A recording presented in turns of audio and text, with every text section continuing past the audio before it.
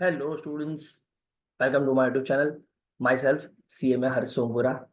अभी तक हमने जो भी इंडियन कॉन्ट्रैक्ट एक्ट स्टार्ट किया था उसके अंदर हमने chapter 2.5 that is quasi contract and contingent contract, previous video के अंदर मैंने आपको कॉजी कॉन्ट्रैक्ट अच्छे से समझा दिया है। अगर आपने वो वीडियो नहीं देखा है तो I must request please go there and watch that video. ठीक है, अच्छे से 28 मिनट का वीडियो है। अगर आप 1.5 की स्पीड पे भी देखोगे तो 20 मिनट में वो कॉन्सेप्ट और उसके 5 टाइप के जो कॉजी कॉन्ट्रैक्ट है वो अच्छे से समझ आ जाएंगे। बड़े बड़े क्वेश्चंस भी आते हैं, आराम से आपको याद रह जाएगा, मैं गारंटी देता हूँ। ठीक है, चलो जल्दी से अब आगे बढ़ते हैं। अब है कॉन्टिजेंट कॉन्ट्रैक्ट। हाँ, पढ़ाई स्टार्ट करने से पहले एक छोटे से रिक्वेस्ट, अगर आपको ये वीडियोस अच्छे लग रहे हैं तो please do like share and subscribe please कर दो यार। क्यों, इतना तो सपोर्ट आप कर ही सकते हो। चलो ठीक है, सबसे पहले स्टार्ट करते हैं कॉन्टिजेंट कॉन्ट्रैक्ट। अब नाम में ही पता, पहले तो नाम से ही पता चलना चाहिए। कॉन्टिजेंट कॉन्टिजेंट मतलब क्या? हो भी सकता है, नहीं भी हो सकता है। कॉन्टिजेंसी कॉन्टिजेंसी आपने कॉन्टिजेंसी आपको पता होगी, कंटिजेंसी मतलब क्या? हो भी सकता है, नहीं भी हो सकता है। तो ऐसा कॉन्ट्रैक्ट जो हो भी सकता है और नहीं भी हो सकता उसको बोलते हैं कॉन्टिजेंट कॉन्ट्रैक्ट। सिंपल है, एक सिंपल लैंग्वेज में मैंने बोला है। ठीक है, फिर अब लॉफुल लैंग्वेज में आपको बताऊंगा तो और समझ आ जाएगा। तो ऐसा कॉन्ट्रैक्ट जो हो भी सकता है, नहीं भी हो सकता, उसको कॉन्टिजेंट कॉन्ट्रैक्ट आप बोलते हैं। अब सर आप बोलो सर फॉर एग्जाम्पल देके समझाओ। ठीक है, ए ने बी के साथ कॉन्ट्रैक्ट किया। ए ने बी के साथ कॉन्ट्रैक्ट किया कि मैं तुझे गुड सेल करूंगा, गुड सेल करूंगा अगर मेरा एक जहाज आ रहा है, मतलब एक वॉयज आ रहा है, सी रूट के थ्रू एक वॉयज आ रहा है, अगर वो मेरे पास आ गया गुड्स तो मैं तुझे सेल कर दूंगा, तो मैं तुझे सेल कर दूंगा। तो ये जो सेल की इवेंट जो है, सेल जो कॉन्ट्रैक्ट की एक्टिविटी जो है, मेन पर्पस जो है ये कॉन्ट्रैक्ट का, वो किसके ऊपर डिपेंडेड है? किसी और चीज के ऊपर डिपेंडेड है, कंडीशन के ऊपर डिपेंडेड है। तो अगर आपका कॉन्ट्रैक्ट में जो आपका कंसीडरेशन है, मैं क्या बोल रहा हूँ, आपका कॉन्ट्रैक्ट के अंदर को जो कंसीडरेशन है वो किसी और इवेंट के ऊपर, किसी और इवेंट के ऊपर, कोलेटरल इवेंट बोलते हैं उसको, कि और इवेंट के ऊपर डिपेंडेड हो, तो फिर उन दैट सिनारियो वो कंडीशनल कॉन्ट्रैक्ट या तो कॉन्टिजेंट कॉन्ट्रैक्ट बोलते हैं। क्यों? क्योंकि ये जो कॉन्ट्रैक्ट है वो तो वॉयज के ऊपर डिपेंड है ना। सपोज ये सी रूट के थ्रू एक वॉयज आ रहा है, मान लेते हैं ये वॉयज एक सी रूट के थ्रू एक वॉयज आ रहा है। ठीक है, अब ये सी रूट में ही खलास हो गया, मतलब सिंक हो गया, तो क्या वो आप तक पहुंचेगा? आप तक पहुंचेगा क्या? सर नहीं पहुंचेगा मेरे तक। तो क्या करूंगा मैं इन दैट सिनेरियो? सर मेरे तक तो पहुंचा ही नहीं। तो अगर मेरे तक वो चीज नहीं पहुंची तो फिर ए तक वो चीज ही नहीं पहुंची, तो वो सेल कैसे करेगा बी को? ए तक वो गुड्स ही नहीं आया तो सी को कैसे, बी को कैसे सेल करेगा वो? इसी वजह से ए ने बी को पहले से बता के रखा है कि अगर गुड्स मेरे पास आए तो ही मैं सेल करूंगा। तो ये क्या हो गया? Contingent contract. हो भी सकता है, नहीं भी हो सकता है, पर आपका मेन कॉन्ट्रैक्ट की जो एक्टिविटी हो, आपका मेन कॉन्ट्रैक्ट की जो एक्टिविटी कंसिडरेशन, जो मेन एक्टिविटी है, उस दूसरी एक्टिविटी के ऊपर वो एक्टिविटी डिपेंडेंट होनी चाहिए। सिंपल एज दैट, तो उसको बोलते हैं कंटीजेंट कॉन्ट्रैक्ट। कितना सिंपल है, कितना सिंपल है, लॉजिकल है कि नहीं है सर? हाँ चलो पढ़ते हैं। Contingent contract, a contingent contract is also called conditional contract. ये एमसीक्यू में आता है, conditional contract. It is a contract in which performance becomes due only upon the happening of some event which may or may not happen. मैंने जो बोला, ये contract का जो परफॉर्मेंस है, मतलब ए परफॉर्म करेगा, ए बी को गुड्स कब देगा उसको परफॉर्मेंस बोलते हैं। परफॉर्मेंस कब करेगा? एक डिपेंडेंट एक्टिविटी पिछले, उसके पीछे एक दूसरी एक्टिविटी, अगर वो होगी या नहीं होगी उसके ऊपर डिपेंडेंट है। अगर गुड्स उसके पास आ गया, मतलब सी रूट के थ्रू गुड्स आ गया तो बेच देगा, अगर नहीं आया तो नहीं बेचेगा। Simple as that. Contract of insurance, indemnity and guarantee are good example of contingent contract. ये तीनों चीजें हम पीछे कॉन्ट्रैक्ट में पढ़ने वाले हैं अच्छे से, आपको सारी चीजें हैं, अभी के लिए सिर्फ ये पढ़ लो। हाँ, कॉन्ट्रैक्ट ऑफ इंश्योरेंस, इंश्योरेंस में क्या होता है? थर्ड पार्ट, कुछ हुआ तो ही होता है। इंश्योरेंस में आप सोचो कि अगर एक्सीडेंट हुआ तो ही वो इंश्योरेंस कंपनी आपको पैसे देती है ना, बस। तो वो इवेंट, जो कंसिडरेशन है, जो पैसे आपके इंश्योरेंस को जो पैसे मिलने वाले वो किसके ऊपर डिपेंडेड है? एक्सीडेंट हो या ना हो उसके ऊपर डिपेंडेड है। इसी वजह से उसको कंटीजेंट कॉन्ट्रैक्ट बोलते हैं। अब एग्जांपल देखते हैं, देखो, अ कॉन्ट्रैक्ट टू डू और not to do something if some event collateral to such contract does or does not happen. ये सेक्शन 31 बोलता है, ये इसकी एक डेफिनेशन है सेक्शन 31 की, कि कुछ हो और कॉन्ट्रैक्ट टू डू और not to do something if some event collateral, collateral मतलब क्या? उसके रिलेटेड एक्टिविटी। ये एक्टिविटी जो थी ना, ये एक्टिविटी, इसको कोलेटरल एक्टिविटी बोलते हैं। मेन इवेंट ये है, मेन इवेंट के साथ ये कोलेटरल एक्टिविटी है। कोलेटरल एक्टिविटी अगर हो या ना हो उसके ऊपर मेन एक्टिविटी होगी कि नहीं उसका परफॉर्मेंस डिपेंडेंट होता है।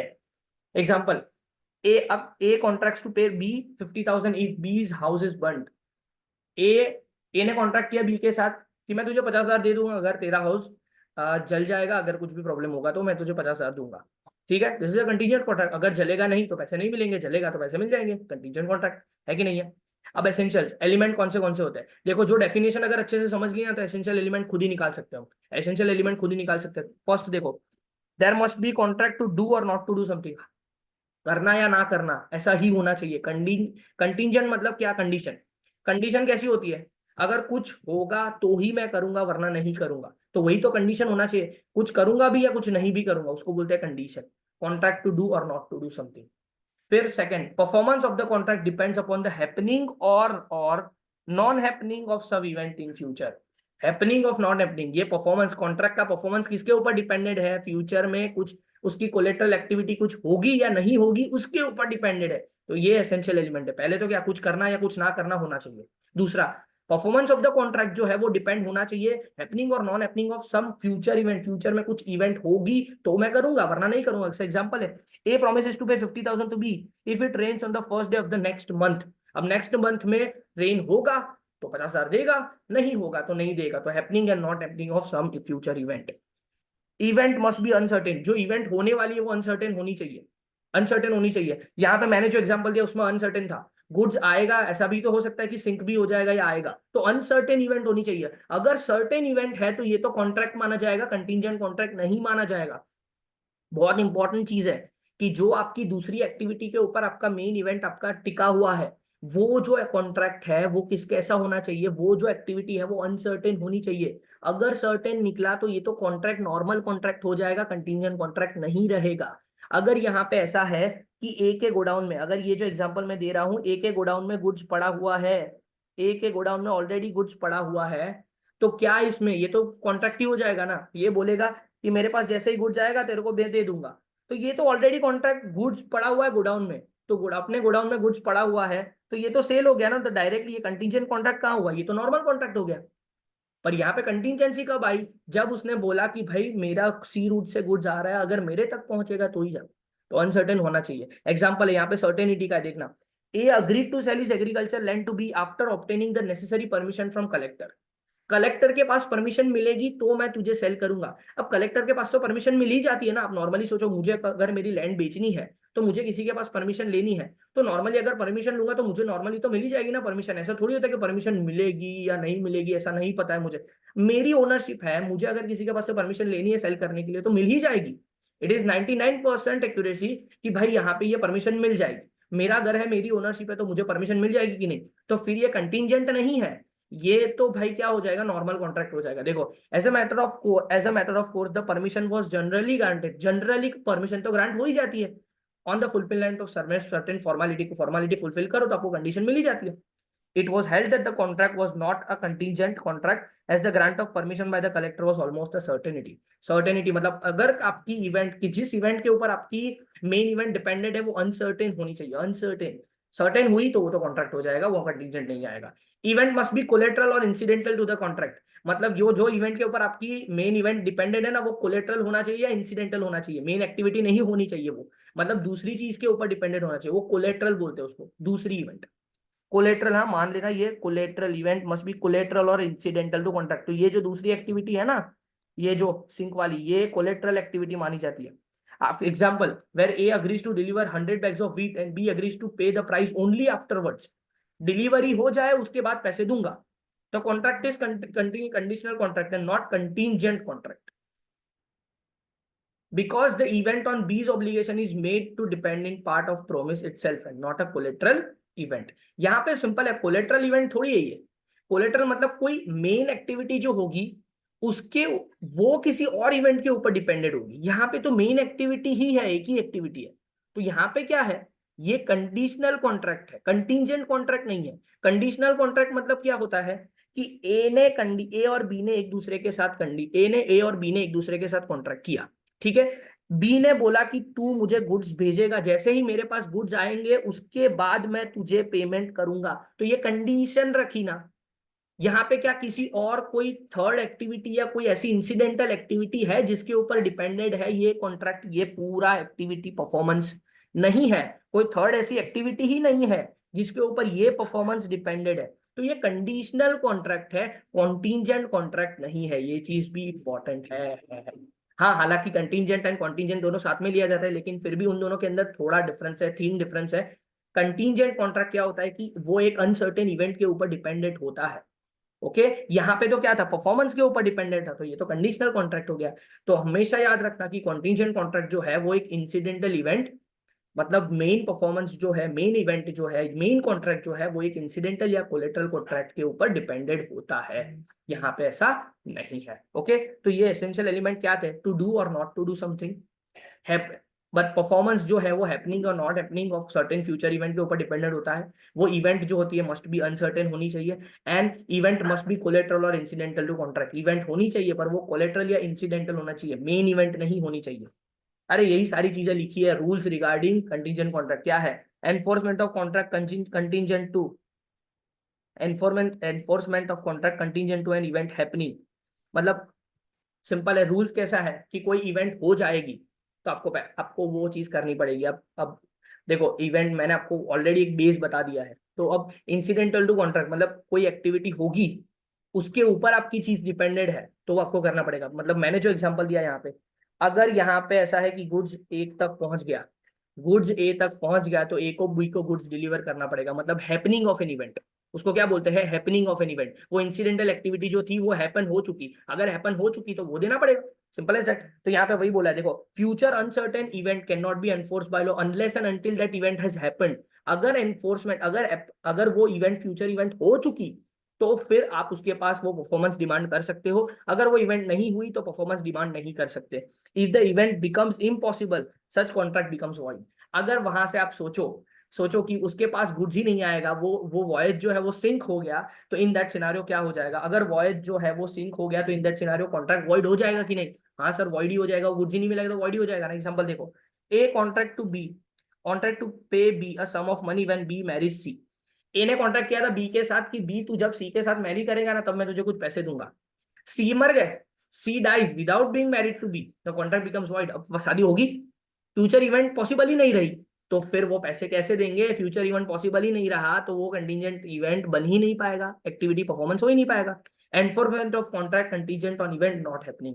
अगर कुछ नहीं हुआ, मैंने जो बोला वही एग्जांपल सीधा दिया हुआ है। एनफोर्समेंट, एनफोर्समेंट मतलब क्या कि मेन काम करना पड़ेगा कि नहीं करना पड़ेगा। अगर नॉट हैपनिंग, अगर वो इवेंट जिसके ऊपर आपका मेन कंटीजेंसी आपका कॉन्ट्रैक्ट डिपेंडेड है वो अगर नहीं हुआ तो फिर इन दैट सिनेरियो आप वो चीज, आप उसके पास परफॉर्मेंस डिमांड नहीं कर सकते। वही चीज लिखी है, A agrees to pay B a sum of money if certain ship does not return, the ship is sunk, the contract can be enforce after ship sinks. अब यहाँ पे ऐसा है, आपको बताता हूं, अगर आपने ऐसा कॉन्ट्रैक्ट किया है कि कोई चीज अगर नहीं होगी तो मुझे तुझे पैसे देने पड़ेंगे, मतलब सिंपल बोलो ना, इंश्योरेंस वाला कॉन्ट्रैक्ट। इंश्योरेंस में क्या होता है, इंश्योरेंस के साथ सब सी रूट से आप इंश्योरेंस लेते हो ना, सी रूट के थ्रू अगर आप आते हो ना, सी रूट, देखो सी रूट है तो सपोज ए इंश्योरेंस कंपनी है और बी मैं हूं, ठीक है, ऐसा मान लेते हैं। मैंने इंश्योरेंस कंपनी के साथ कॉन्ट्रैक्ट किया था, मैंने इंश्योरेंस ले लिया था कि अगर सी रूट के थ्रू मेरा गुड्स आ रहा है, अगर मेरे तक नहीं पहुंचा, अगर मेरे तक वो गुड्स नहीं पहुंचा सी रूट के थ्रू तो आपको मुझे पैसे देने पड़ेंगे। तो ये क्या हो गया, कुछ नहीं होना का पैसा मुझे मिल रहा है, कुछ नहीं होने का पैसा मिल रहा है, कुछ होने का पैसा भी और कुछ नहीं होने का, happening or not happening of an event, नहीं होने का भी पैसा मिलता है तो वो भी कंटीजेंट कॉन्ट्रैक्ट है। वो चीज यहाँ पे बोली है कि enforcement of contract contingent on event happening and enforcement of contract contingent on event not happening. Not happening का भी पैसा मिल सकता है आपको अगर आपने कॉन्ट्रैक्ट उस तरह से किया। When the event of which contract is contingent deemed to be impossible if it is in the future conduct of the living person। ये सिंपल मैंने बोल दिया आपको, एक ही एग्जांपल सिंपल दे देता हूं कि अगर फ्यूचर में इम्पॉसिबल डीम, अगर आपको आज ही पता चल गया, आज आपने एक कॉन्ट्रैक्ट किया, सपोज एक सिंपल चीज बोलूं कि ए ने बी के साथ कॉन्ट्रैक्ट किया कि तू सी के साथ शादी करेगी, ए ने बी के साथ कॉन्ट्रैक्ट की तू सी के साथ शादी करेगे तुम लोग तो मैं तुझे पैसे दूंगा, तो मैं तुझे पैसे दूंगा। अब सी ने किसी डी के साथ शादी कर ली, सी ने किसी डी के साथ शादी कर ली, तो अब ये इवेंट जो है बी और सी के बीच में जो शादी वाली इवेंट है वो बिकम इम्पॉसिबल हो गई कि नहीं, वो इम्पॉसिबल इवेंट हो गया कि नहीं। तो अगर कोई फ्यूचर इवेंट जिसके ऊपर आपका कॉन्ट्रैक्ट डिपेंडेड है वो इम्पॉसिबल हो गया, डीम्ड इम्पॉसिबल, मान लिया गया कि अब वो इम्पॉसिबल है, तो फिर अब वो कॉन्ट्रैक्ट का कोई मतलब नहीं है, वो वॉइड कर दो, अब फिर वो नहीं हो सकता। तो वही चीज बोली है, when event on which contract in is contingent to be deemed impossible, deemed मान लिया कि वो impossible हो जाएगा, मी impossible ही हो जाएगा ना। ए ने बी को बोला था कि तू बी सी के साथ शादी करेगी तब मैं तुझे पैसे दूंगा, अब सी ने तो डी के साथ शादी कर लिया, अब फ्यूचर इम्पॉसिबल हो गया ना, सी ने डी के साथ शादी कर ली। हाँ, अब ये भी तो है कि डाइवोर्स हो जाए और वापस शादी करे, वो चीज नहीं है, पर डीम्ड इम्पॉसिबल मान लिया कि वो इम्पॉसिबल है, डीम्ड लिखा है, डीम्ड का मतलब मान लेना, if it is future conduct of the living person, simple as that. तो वही लिखा है देखो, if the future event on which a contract is contingent is way in which a person will act as an unspecified time, the event shall consider to become impossible when such person does anything which renders it impossible, जिस person के साथ हमने contract किया है वो person कुछ ऐसा करता है जिससे ये इम्पॉसिबल लगता है कि फ्यूचर इवेंट अब नहीं हो पाएगी, should go act within any definite time or otherwise then under further contingency। Example देखो, A agrees to pay B a sum of money if B marries C, C marries D, मैंने बोल दिया वो तो, the marriage of B and C must now be considered impossible although it is possible that D if D die या divorce हो जाए that C may afterwards marry, पर deemed impossible तो हो गया ना।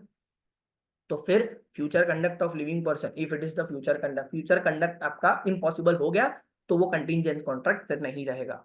When a contract becomes void, which are contingent on happening of specified event within fixed time। Fixed time का मतलब क्या है, सिंपल सिंपल बोलो ना तो कंटिंजेंट कॉन्ट्रैक्ट क्या होता है, happening or non happening of certain event in a specified time.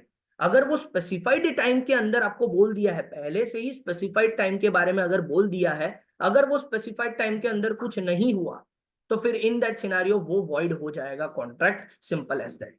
तो पहले से ही अगर आपको बोल के रखा है कि ए ने प्रॉमिस करके रखा है बी को कि भाई, ए ने बोल के रखा है बी को कि मैं तुझे मैं तुझे पैसे दूंगा, A promises to pay B a sum of money, मतलब पैसे भी देने के लिए उन्होंने बोल दिया है कि विद इन, अगर वो कोई शिप है, कोई इवेंट है या कोई ऐसा गुड्स है, अगर एक साल के अंदर सी रूट के थ्रू आपके पास आ जाएगा तो मैं आपको पैसे दे दूंगा।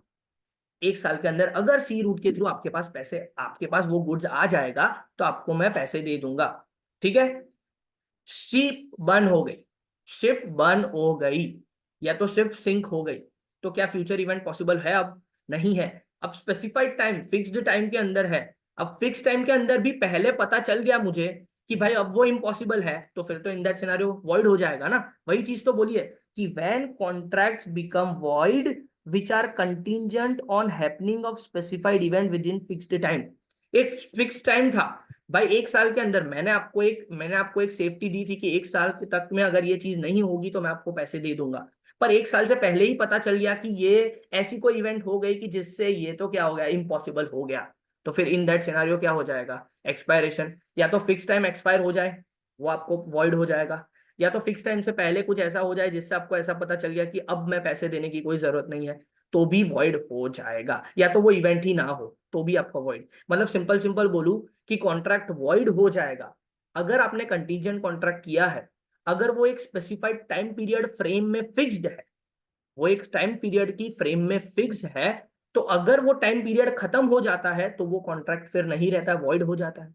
अगर वो टाइम पीरियड से पहले इम्पॉसिबल हो गए, अब वो चीज जो आपने सोची थी वो नहीं हुई, तो भी क्या हो जाता है, वो वॉइड हो जाता है। वही चीज उन्होंने लिखी है देखो, at a contingent contract to do or not to do anything if a specified uncertain event happens within a fixed time become void, simple as that। within a fixed time कुछ करना या ना करना नहीं हुआ, ठीक है, अनसर्टेन हो गया, तो फिर वो सीधा सीधा है वॉइड हो जाएगा। कंटीजेंट कॉन्ट्रैक्ट टू डू और not to do anything if a specified uncertain event happens within a fix time becomes void if at the expiration of fixed time जो आपने डिसाइड किया था वो एक्सपायर हो जाए, मतलब एक साल, तो एक साल एक्सपायर हो जाए तो such event has not happened, event ही नहीं हुआ, तो before the time fixed such event becomes impossible. मैंने तीनों चीज आपको बता दी, तीनों चीज लॉजिकली सोचोगे ना तो ऐसा लगेगा हाँ यार पूरा लॉजिक ही है,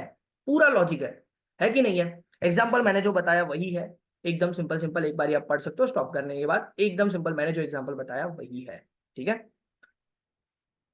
agreements contingent on impossible events void, but obvious है, कोई इम्पॉसिबल इवेंट के ऊपर आपने कंटिंजेंसी लगाई है ना, तो वो इम्पॉसिबल है, तो वो वॉइड हो जाएगा। सपोज आपको सिंपल सिंपल बोल दूं ना कि ऐसा एग्जांपल है कि अगर ए ने बी के साथ कॉन्ट्रैक्ट किया, एकदम सिंपल ना, बहुत ही लॉजिकल है।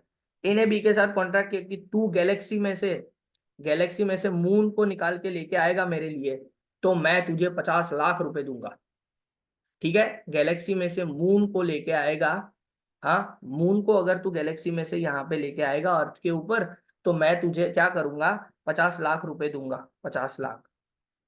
ठीक है, तो इन दैट सिनारियो क्या हो गया, इम्पॉसिबल इवेंट है कि नहीं है, इम्पॉसिबल इवेंट। या तो दूसरा एग्जाम्पल, अब ये बोलोगे ये एग्जाम्पल एक्चुअली कंटिंजेंट का नहीं है, ये इम्पॉसिबल इवेंट का एग्जाम्पल है, क्योंकि यहाँ पे डायरेक्टली ये जो एक्ट है, ये consideration, it depends on other consideration. Contingency मतलब क्या, यू हैव टू, आपका जो मेन परफॉर्मेंस है वो डिपेंड हो किसी और परफॉर्मेंस के ऊपर। मतलब सिंपल सिंपल इसका एक एग्जांपल एक और है, ए ने बी के साथ कॉन्ट्रैक्ट किया, मैं तुझे गुड्स सेल करूंगा, लेकिन एक कंडीशन है कि तू क्या कर, दो पैरेलल लाइन है, दो पैरेलल लाइन को ज्वाइन करके दिखा मुझे, दो पैरेलल लाइन को ज्वाइन करके दिखा, अगर तू वो चीज हो गई तो मैं तुझे गुड्स सेल करूंगा एकदम सस्ते में। क्या ये पैरेलल लाइन ज्वाइन होगी, नहीं होगी, इम्पॉसिबल है, इम्पॉसिबल है। तो फिर ये जो दूसरी इवेंट जो है जिसके ऊपर आपकी मेन परफॉर्मेंस डिपेंडेड है, वो इम्पॉसिबल है ना सर, ये तो इम्पॉसिबल है, ज्वाइन हो ही नहीं सकता, तो फिर आपका क्या हो जाएगा, कंटीजेंट कॉन्ट्रैक्ट वॉइड हो जाएगा, सिंपल एज दैट। तो आपकी कोलेट्रल इवेंट जो इम्पॉसिबल हो जाती है, मतलब ए ने बी के साथ, ए ने बी को बोला, ए ने बी को बोला कि मैं तेरी शादी सी के साथ करवा दूंगा, ठीक है, अब सी ने किसी और के साथ शादी कर ली, तो अब ये परफॉर्मेंस इंपॉसिबल हो गया, तो वॉइड हो गया, सिंपल एज दैट।